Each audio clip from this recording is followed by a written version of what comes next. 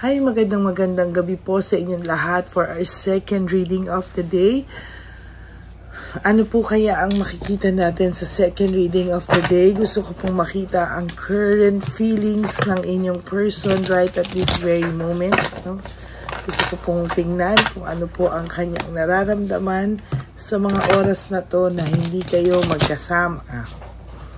Or hindi din po kayo okay. Or kung baga meron man kayong communication or konti man ang communication nyo, gusto ko lang po munang makita ano po yung nararamdaman niya right at this very moment.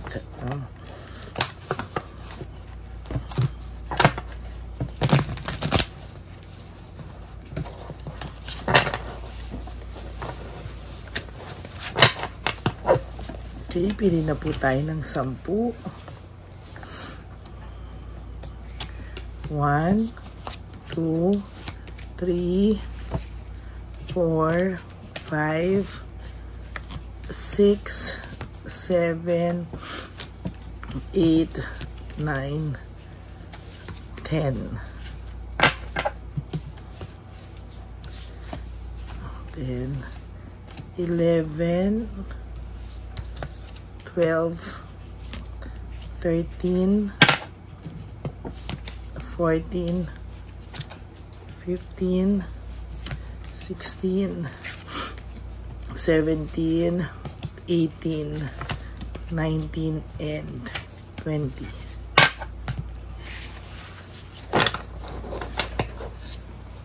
Tingnan na po natin kung ano po ang makikita natin sa mga napili po nating baraha right at this very moment. Balasahin po natin ulit.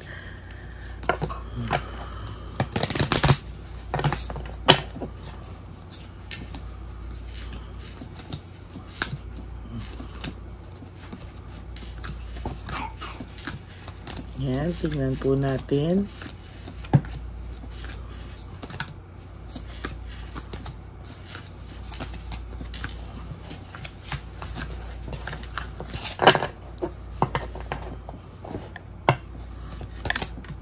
I can't take it anymore. Maybe this person po ay hindi niya po matake kung ano man po ang nangyayari sa kanya ngayon. Maybe this person kahit papano po ay gulong-gulo at hindi niya po matake kung ano man po ang naging sitwasyon niya. No? Sa nakikita ko po ngayon, very, very emotional ang taong ito at ang pakiramdam niya po ngayon ay sasabog siya at hindi niya po kinakaya yung mga sitwasyon na nangyayari sa kanya. Why can't I move on from you? Ang person pong ito ay hindi pa rin po nakaka-move on or hindi pa rin po siya maka-move on sa inyo. No, parang ang pakiramdam niya po ay hindi niya po ikaw pa rin ma-let go, no? Totally hindi ka pa rin po niya ma-let go. At sa totoo lang po ay hindi pa po siya sa iyo nakakapag-move on, no? So nakikita ko po ay araw-araw ka pa rin pong naiisip nito, araw-araw pa rin po siya sa iyong araw-araw ka pa rin po pumapasok sa isip nito at minsan sumasabog po, parang ayaw ka na muna po niyang isipin dahil daw nagtataka po siya bakit, no?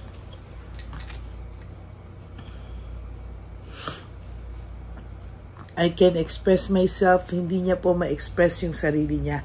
Siya po mismo hindi niya po alam kung ano po yung nararamdaman niya sa sarili niya, no? Hindi niya po alam kung bakit at papaano at kung ano man daw po itong nararamdaman niya. Hindi niya po mawari, tama ba yung Tagalog ko po? Hindi niya po mawari, no, kung ano po ang nangyayari sa kanya. Sabi niya, mababago pa daw po ba kaya ang ganitong klaseng sitwasyon? To be honest, medyo hirap po siya sa kanyang pakiramdam, no? Parang pakiramdam niya po anytime sasabog siya, parang ang pakiramdam niya po ay hindi po tama yung mga nangyayari sa kanya at ang pakiramdam niya po lagi na lang pong may gumugulo sa kanyang isipan. To be honest with you, hindi siya makamove on, hindi niya ma-express ang sarili niya. At tinatanong niya kung ito daw ba ay sooner or later mababago daw ba ang ganitong klaseng sitwasyon. I wish to be like you. Parang ang kanya po naiinggit po siya, or parang naano niya po na bakit ikaw kaya mong express kung nasasaktan ka, bakit kaya mong express kung ano talaga yung nararamdaman mo, kung ano man ang feelings mo, bakit pagdating sa'yo parang ang bilis-bilis mo lang daw pong alamin lahat, i-express lahat, pero bakit daw po siya parang hirap daw po siya, no? The passion I feel is overwhelming. I don't know how to handle this. Sabi nga po dito, I can't take it anymore. Ito naman, overwhelming na, no? Parang talagang hindi niya po alam kung paano niya po i-handle. Since napaka-passionate niya, o yung nararamdaman niya po ay talagang overwhelming, na parang ang pakiramdam niya po ay anytime ay para siyang sasabog na hindi niya po maintindihan. Iniisip niya po kahit anong nangyari sa inyo, kahit kayong dalawa ay nagkagulo, no? Pero ikaw po ay ibang-iba pa rin daw sa lahat ng nakilala niya, sa lahat ng may connection sa kanya, sa lahat po ng nakapaligid sa kanya. No, ang pakiramdam po ng person mo ay ibang-iba ka pa rin po sa lahat, no? At yan po ang reason bakit hindi rin po siya totally maka-move on sa iyo, no? Sa totoo lang po, parang ang pakiramdam po nito ay talagang nahihirapan po siyang mag-let go, no? Talagang kahit po anong parang kahit ano daw po yung mga nagawa niyang kahit ano daw po yung mga nagawa niya, mga bullshit, kahit daw po ano yung mga nagawa niyang hindi maganda, parang tiniis mo, no? Parang sinabi niya, hindi mo kailangan tiisin yung mga ginagawa ko na masasama. Pero ayan, no, parang sa'yo, parang tinanggap mo pa rin po siya ng buong buo, no? Kahit alam mo po na may childhood trauma to, may trauma to sa buhay na parang hindi niya alam kung bakit siya nagkaganoon. Hindi siya napagamot, no? Pero talagang sabi niya, parang lahat daw to, no? Parang tama ka daw sa lahat ng mga inisip mo sa kanya, sinabi mo sa kanya. May point ka naman daw, no? Kaya nga tinatanong niya po ang sarili niya, kung iiwanan mo rin daw ba siya katulad ng iba? No? Hindi po siya no? Hindi niya po alam kung talagang ito po ay hindi niya po alam kung saan siya magsisimula. I don't know where to start. Hindi niya po alam kung paano, saan, kailan siya pwedeng magsimula. Hindi niya po alam kung paano, kasi parang sa ngayon po hindi niya magagawa. I can't do this right now. Meron po siyang takot, no? Meron po siyang takot na pag bumalik siya ay hindi ka rin naman niya mapapasaya. May takot po siya na parang hindi ka rin niya mapapasaya. May takot po siya na parang wala naman daw po siyang maipangako sa'yo. No, wala po siyang maipangako sa'yo. Wala po siyang magawa. No, parang kayo po ay walang pag-uusap. Parang naka-block pa nga po kayo sa isa't isa. At parang sobrang ang iniisip po ng person nyo at iniisip niya sa sitwasyon nyo ay parang it is all too much, parang ang lalim na raw ng mga masasakit na nangyari, mga kalokohan na hindi niya na po mabawi, mga salitang masasakit na hindi na po din niya mabawi.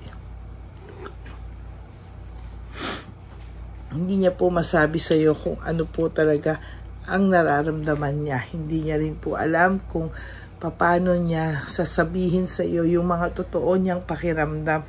Kasi sa totoo lang po, takot po to sa rejection, na ayaw niya pong ma-reject, no? Parang kasi sa totoo lang, alam niya po na sa nangyari sa inyong hit or intense talaga yung mga nangyari sa inyo, at kinakain po siya ng buong buo ng mga ganitong klaseng feelings, no? Parang nagkasakitan na din daw po kayo. Pero kahit ganyan po, hindi ka po niya nakakalimutan, ano? Sa totoo lang po, hindi niya po maintindihan bakit sa lahat po ng nangyari ay hindi ka pa rin po niya makalimutan, ano? Kahit po pinapalabas niya, nagalit siya sa'yo, parang alam niya po sa sarili niya na hindi mo pa siya kayang patawarin, or parang iniisip niya pa paano mo po ba mapapatawad ang ganyang klaseng tao. Ngayon po ang buhay niya po. My life is in a mess right now. Ang pakiramdam po nito ay gulong-gulo po siya sa sarili niya, no? Parang naisip niya po at nararamdaman niya po na siya po ay sobrang lungkot. Lungkot na lungkot po ito at pakiramdam niya po wala pong nakakaintindi sa kanya at ikaw pa rin po ang nakakaintindi sa kanya. Yan, no? Ikaw pa rin daw po ang bukod tanging nakakaintindi sa kanya kahit po ano raw ang sabihin nitong taong to ay ikaw at ikaw pa rin daw, ngunit hindi ka po niya makausap sa ngayon. I can talk to you right now. Hindi niya po ikaw makausap. Ay nako. Dinadaan niya na lang po sa kanyang isipan, ano? Dinadaan niya na lang po sa isipan niya at sa totoo lang po ay ito pong taong to ay talagang sinasabi niya na parang okay na rin kasi parang hindi ko naman deserve ang someone like you, no? Parang iniisip niya po na hindi ko deserve ang ganitong klaseng tao na parang mabuting tao, hindi niya daw po deserve yan. Yan, no?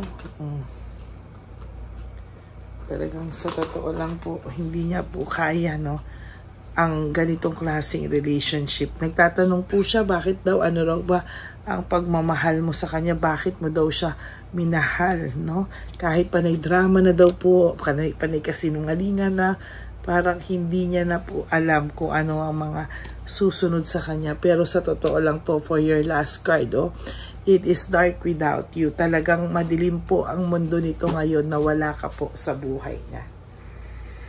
That's it for your second reading of the day. I hope na naka-resonate kayo. And if you do, can you please give me a like, no? Sana po lahat po ng nanonood ay mag-like naman po sa ating video. At sana po ay, ang babasahin ko po lahat ng comments nyo. At maraming salamat po. And for those of you po who would like to have a private reading with me, you can message me po at Ladyly Elena. That's Ladyly Elena. Nasa dulo po yan ang ating video. Diyan nyo lang po ako makakontakt. That's my only official and legit FB account. Yan. Maraming salamat po sa inyong lahat. And of course, no, sa lahat po ng magbibigay or gustong magbigay ng super thanks, maraming pong salamat sa inyo. Lalo na po nag-iipon na po tayo para sa ating One Love a Day Christmas edition for our dear lolos and lolas, for our street lolos and lolas. Ayan. And thank you po for not skipping ads. Tulong nyo na po yan sa ating channel para mas marami pa po tayong matulungan na street lolos and lolas. And of course, sa aking mga Lady Elena, ever loyal and solid Lady Elena friends, family and subscribers, I love you all from the bottom of my heart.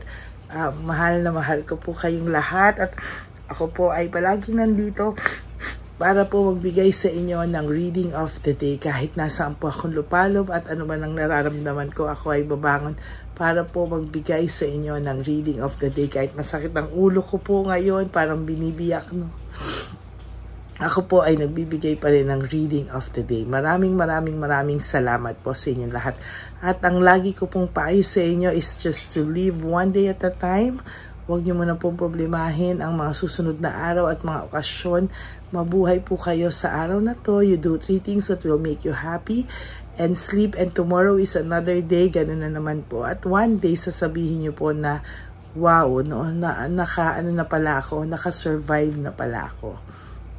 And of course, no, sa lahat po ng sa inyo, no, na nalulungkot, lagi nyo pong iisipin that life is too short.